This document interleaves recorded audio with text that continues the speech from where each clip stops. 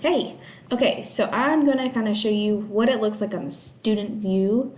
Um, so I'm on student view, and when you create a sample class, then you'll be able to get a student view access.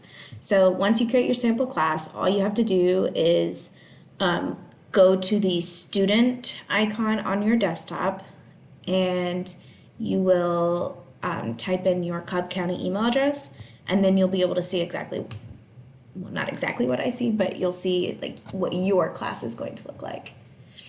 So I figured out how to finally put the Google Doc embedded into my CTLS, which is awesome.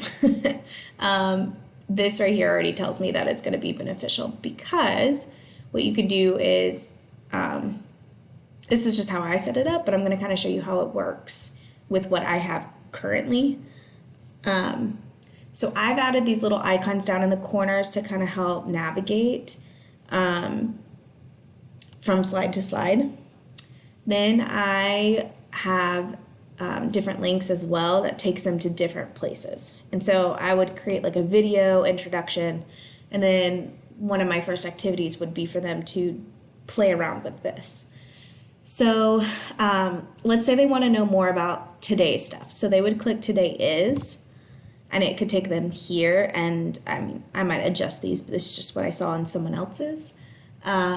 Today's agenda, maybe I put the class schedule or supplies needed for the schedule. Like math, you'll need this.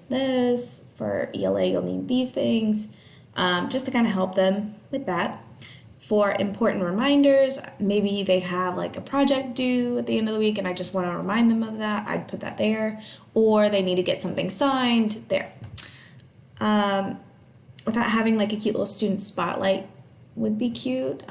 Maybe they've done really well with participation. We could put their name there, and then the coming soon down here would be the reason why. Great participation in our meetings, or turns in work on time.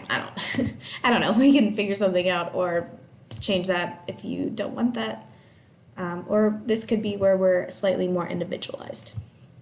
I thought it would be good for us to discuss digital citizenship this year. So maybe we come up with like a monthly digital citizenship reminder, and we could type something up here. Okay, so this icon here is going to always take them back to the home screen. So they're always going to land back here. This arrow takes them directly here. So they have two ways to get to this slide now. I thought this would be a perfect place for us to keep our learning targets. Maybe we do it like in our homeroom class, so that learning targets are in one place. And then all they'd have to do is click the subject in order to go to the slide for that subject. So we would type the learning target next to the name, and then they would click the subject name to go to the slide for that. So I use the Bitmoji where I'm reading for my reading one. And I'll probably add like up here at the top, reading in some cute way so that they know that they're on the reading page. You can also add little links in. So like, let's say we use ReadWorks this year, and I'm totally fine if we don't. It's just one I had already made over the summer as a link. You just click it and it pulls ReadWorks right up. So, and then they X out and they can go back. They can, oh, forgot. They can also make this full screen on theirs so that now it's not so small for them.